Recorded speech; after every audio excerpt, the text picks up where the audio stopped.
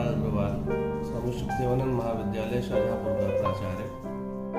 हमारे यहाँ छात्रों को केवल पाठ्य पुस्तकों का ही ज्ञान नहीं दिया जाता, बल्कि समसामयिक समस्याओं और राष्ट्रीय चिंताओं से भी अवगत कराया जाता है, उनके प्रति जागरूक किया जाता है। इस समय मानव समाज के सामने बहुत सी समस्याएं हैं, जैसे जल की समस्या, वन की समस्या, हरित समस्याएं, वेस्ट मैनेजमेंट की समस्या, लैंड के प्रॉपर यूज की समस्या।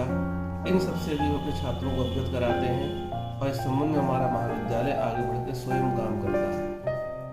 हम लोगों ने वाटर मैनेजमेंट के लिए वाटर हार्वेस्टिंग की है। जगह जगह ऐसे सोखते भी बनाए हैं जो बरसात के पानी को धरती के अंदर नीचे ले जाते हैं। टेप वाटर जो लगाए गए हैं वो इस प्रकार के लगाए गए हैं कि उनके अंदर कहीं पानी बह नहीं सकता। अगर बच्चे पानी पीते हैं तो वो वाटर उसके बाद में अपने आप बंद हो जाता है, पानी का वेस्टेज नहीं होता है। हमारे मालियों को भी इस तरह ट्रेंड किया गया है कि किसी भी माली के द्वारा जब सिंचाई की जाती है तो कहीं भी किसी पाइपलाइन से कोई वेस्टेज नहीं होती, कोई पानी फालतू नहीं बहता है। हमने ऊर्जा को ध्यान में रखते हुए सोलर सिस्टम अपने कॉलेज में लगा रखा है और सभी प्रकार के हमारे उपकरण सोलर सिस्टम से ही संचालित होते हैं। यद्यपि कई बार ऐसा भी होता है कि हमारी इतनी ज़्यादा यूनिट बन जाती है कि उसको हम बिजली घर को दे देते हैं और बाद में हमारा डिपॉजिट होता रहता है। हमने ग्रीनरी पर विशेष ध्यान दिया है क्योंकि हमारा महाविद्यालय मुमुक्षु आश्रम के अंतर्गत स्थापित है, तो एक आश्रम जैसा वातावरण भी देने का प्रयास किया है जो पर्यावरण से शुद्धता के साथ पूर्णता के साथ हो। पर्यावरण की शुद्धता को ध्यान में रखते हुए एक ग्रीन वातावरण निर्मित किया गया है। हमारे पास जितनी लैंड है उसमें आधे से अधिक लैंड को हमने हरित लैंड के रूप में घोषित कर रखा है। जगह जगह बाग बगीचे पेड़ पौधे लगाए हैं। एक बड़ी नर्सरी भी हमने अपने कॉलेज के अंदर बना रखी है और इस नर्सरी के अंदर जो ऐसे पौधे हैं जो ऑक्सीजन ज़्यादा देते हैं वो हम लोग निःशुल्क बांटते हैं अपने छात्रों को भी और अन्य लोगों को भी। वेस्ट मैनेजमेंट में भी हमारा ध्यान है कि जो चीज़ें वेस्ट होती हैं उनको हम रिसाइकिल कर लेते हैं और अधिकतम मात्रा में उनको प्रयोग करते हैं। हमारा ड्राइंग एंड पेंटिंग का डिपार्टमेंट तो छोटे छोटे कागजों को भी यूज करना सिखाता है बच्चों को, किस प्रकार से कागजों को हम यूज कर सकते हैं। लैंड का प्रॉपर प्रयोग हो इस पर पूरा ध्यान दिया जाता है। इसलिए हमारा जो निर्माण कार्य है, जितना निर्माण हमने भूतल पर किया है, फिर अगला निर्माण भूतल के ऊपर फर्स्ट फ्लोर पर किया है, सेकंड फ्लोर पर किया है, ताकि जमीन ज़्यादा से ज़्यादा खाली बच सके। और लैंड का प्रयोग उस तरह से किया गया है जो सरकारी मानकों के अनुसार महाविद्यालयों के लिए आवश्यक होता है। उसके अतिरिक्त हमने इस प्रकार का कोई प्रयास नहीं किया है जो मानकों से हट करके हो। समय समय पर सरकारी योजनाओं का जो टारगेट आता है, लक्ष्य आता है, उनको भी हम पूरा करते हैं और सरकारी योजनाओं से हटकर भी अपने स्तर पर हमारी जो एनसीसी एनएसएस की यूनिट है वो इन सब राष्ट्रीय लक्ष्यों को लेकर के स्वयं काम करती रहती है। भविष्य में भी यदि सरकार के द्वारा हमें कोई जिम्मेदारी दी जाती है या समाज की कोई समस्या हमारे सामने आती है तो हमारे अध्यापक और हमारे छात्र उसको चुनौती के रूप में लेने के लिए और उसमें सहयोग करने के लिए तत्पर है।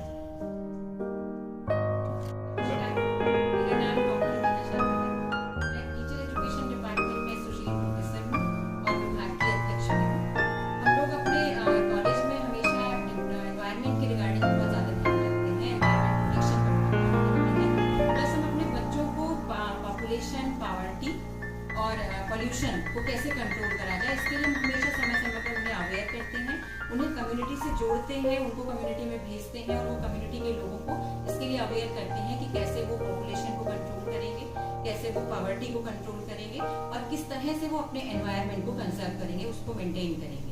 और इसके लिए हम लोग जो है हमेशा अपने महाविद्यालय में जब भी हमारे यहाँ कोई गेस्ट आता है तब हम उससे एक प्लांट जरूर लगवाते हैं। प्लस जो हमारी एनिवर्सरीज होती हैं या बर्थडेज होती हैं उनमें भी हम प्लांट लगाते हैं। बच्चों को हम अपने तरफ से प्लांट्स देते हैं सोशल फॉरेस्ट्री के अंतर्गत और उनको कहते हैं कि वो अपने घरों पे जाके उस प्लांट को लगाएं जहाँ भी उनको जगह हो, आसपास में कहीं पार्क में, और उसके साथ में वो अपने घर के किसी बड़े के साथ में उसका फोटो खींचकर हमें भेजें, जिससे कि हम ये इंश्योर करते हैं कि उन्होंने वो प्लांट लगाए हैं। इसके अलावा हमारे कॉलेज में 105 किलोवाट का एक सोलर एनर्जी प्लांट लगा हुआ है जिससे कि हम अपनी जितनी भी एनर्जी की हमारी नीड है हम उसको मीट आउट करते हैं और हमें एनर्जी की नीड जो है उसी हमारे सोलर प्लांट से सारी मीट आउट हो जाती है। इसके अलावा हम लोगों ने जो वाटर रिचार्जिंग के लिए जो रेन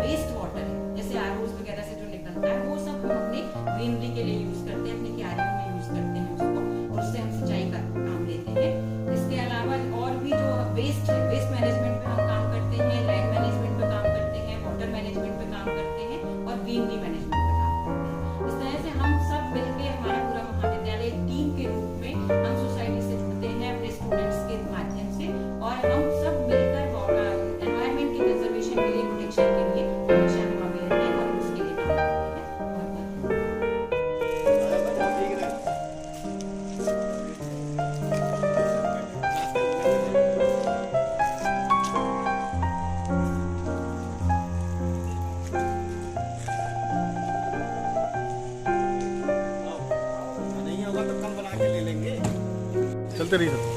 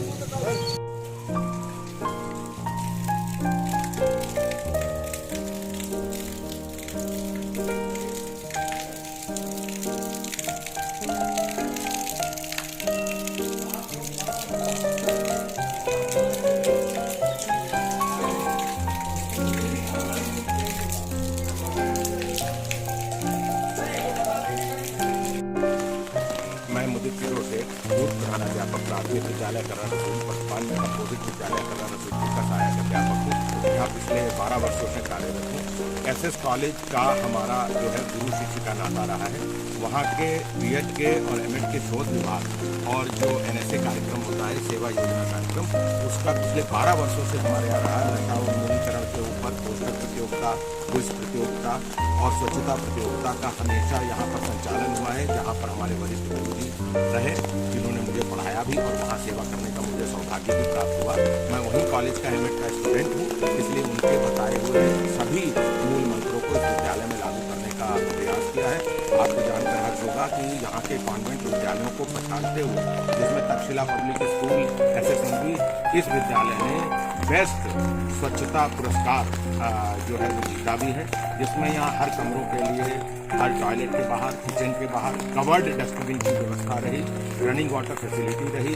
2008 से यहाँ पर टॉयलेट के अंदर जो खराब हो जाते थे, रनिंग वाटर फैसिलिटी, वो उन्हीं से प्रेरणा लेके और पर्टिकुलर हाइट के अकॉर्डिंग टॉयलेट का रहा। जैसा कि बताया सैनिटरी पैड के बारे में, प्रत्येक दिन हम लोग स्वयं विद्यालय की स्वच्छता सभी महानुभावों और जो हमारे रहे उनसे प्रेरणा लेकर एक भी डस्ट का पार्टिकल नहीं रहे, इस बात का संकल्प रहता है और स्वच्छता में ही सरस्वती का वास होता है। इस कल्पना को साकार करने का हमेशा कार्य करते रहते हैं।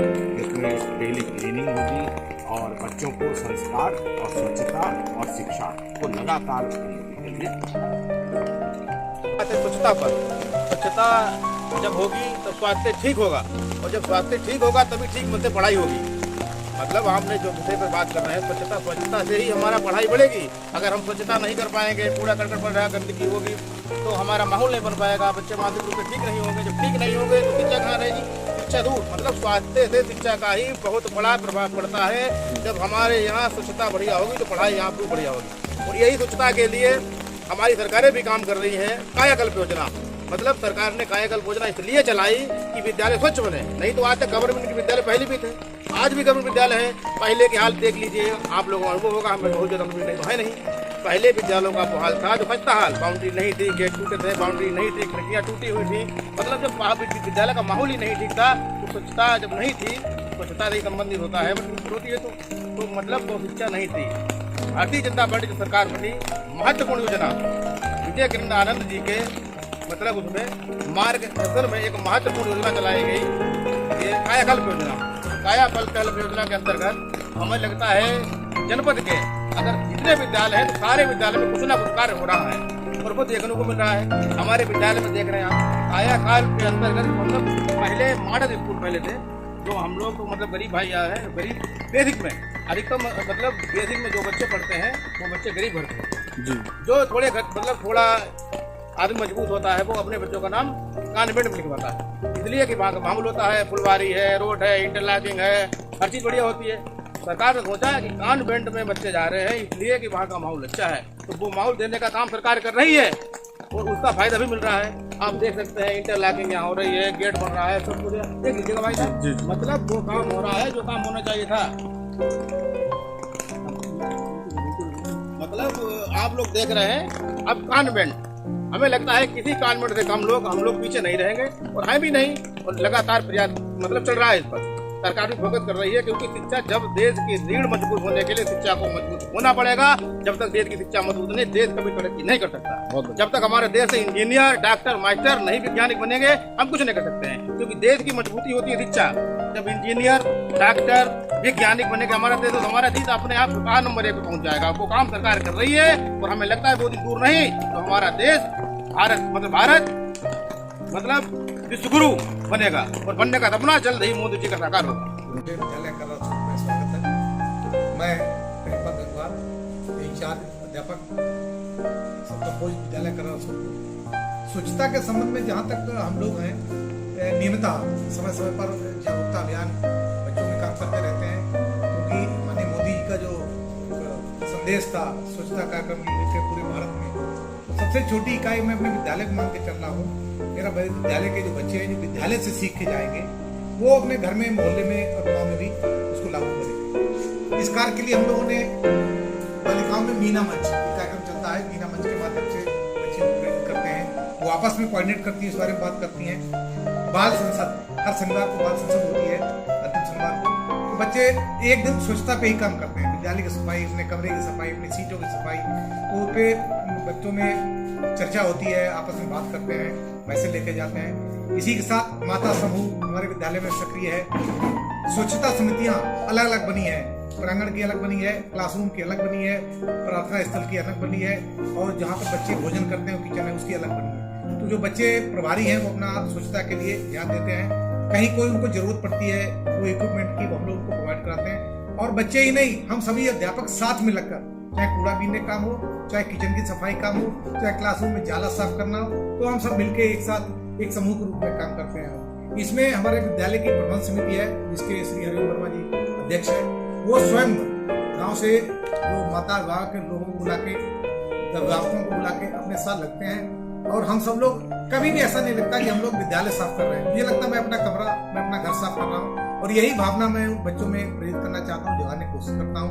गांव के सभी अभिभावकों में यही भावना जगाने करता हूँ कि हम साफ तो हमारा माहौल साफ, माहौल साफ तो हमारे विचार साफ, घर साफ और देश साफ। स्वच्छता ही सर्वोपरि है यदि आपको स्वच्छ जीवन जीना।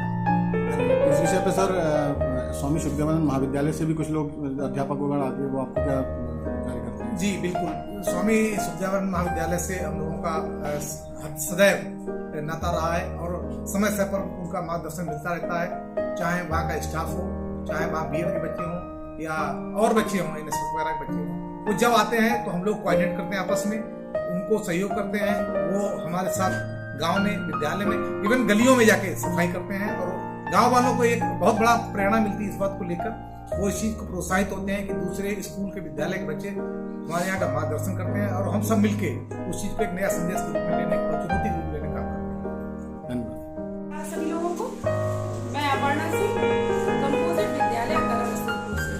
हमारे विद्यालय में 6 to 8, हालांकि हमारा 1st से 8 तक है स्कूल, लेकिन 6 to 8 की लड़कियां जो कि बड़ी हो चुकी हैं, तो उनको पर्सनल हाइजीन के बारे में हम लोग ये बताते हैं कि आप लोग कपड़े का यूज बिल्कुल भी मत करिए। हालांकि सरकार की तरफ से हमारे यहाँ सैनिटरी पैड्स आते रहते हैं, जो हम लोग बच्चों को समय समय पर उपलब्ध कराते रहते हैं और बच्चों को स्वच्छता संबंधी बातें भी बताते रहते हैं, कैसे यूज करना है, क्या सफाई रखना है। ये बहुत सारी बातें हम लोग बताते रहते हैं बच्चे इसका फॉलो भी करते हैं। बच्चों को जो भी प्रॉब्लम्स आती हैं तो हम सारे लोग टीचर जो भी हैं सब लोग उनकी समस्या का समाधान करते रहते हैं। धन्यवाद। अच्छा, स्वामी सुखदेवानंद महाविद्यालय से भी आपके यहाँ कुछ शिक्षक आते हैं, वे आपको इस विषय जी में? सर, एसएस कॉलेज से हमारे यहाँ आते रहते हैं समय समय पर। वो लोग भी हम लोगों को स्वच्छता के बारे में बताते रहते हैं और हम लोग उनकी बातों का अनुसरण करके बच्चों को बताते रहते हैं। नमस्कार, मैं Kumud Mishra, assistant professor department of English, Swami Sukhdevanand college. हमारे यहाँ विमेन सेल है जिसकी मैं को कोऑर्डिनेटर हूँ। तो हमारा विमेन सेल समय समय पर मेंस्ट्रुअल हाइजीन को लेकर कुछ वर्कशॉप्स आयोजित करवाता है और यहाँ पे जो लोकल डॉक्टर्स हैं हम उन्हें भी बुलाते हैं, उनसे भी हम गर्ल्स को कंसल्टेशन दिलवाते हैं। हमारे यहाँ कॉलेज में सैनिटरी पैड्स की व्यवस्था है। लड़कियों को हम बताते हैं कि कहाँ से वो सैनिटरी पैड्स ले सकती हैं और अगर कोई डॉक्यूमेंट्री आती है या कोई मूवी आती है, जैसे अभी आपकी पैडमैन मूवी आई थी, तो हमारे यहाँ प्रोजेक्टर लगे हुए हैं सेमिनार हॉल्स में, तो हम वहाँ पे सारे गर्ल्स स्टूडेंट को बिठा के वो सारी मूवीज़ दिखाते हैं जिससे कि वो अवेयर हो सके। और रूरल बैकग्राउंड के भी बच्चे हैं हमारे पास, अर्बन बैकग्राउंड के भी बच्चे हैं, तो हम ये इंश्योर करते हैं कि सभी बच्चों को इन सारी चीज़ों के बारे में जानकारी हो, जिससे जो भी मेंस्ट्रुअल हाइजीन से रिलेटेड बीमारियां होती हैं उनकी संभावना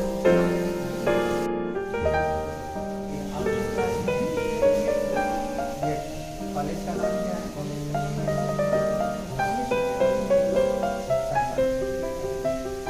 आपने स्वच्छता एक्शन प्लान सुना है?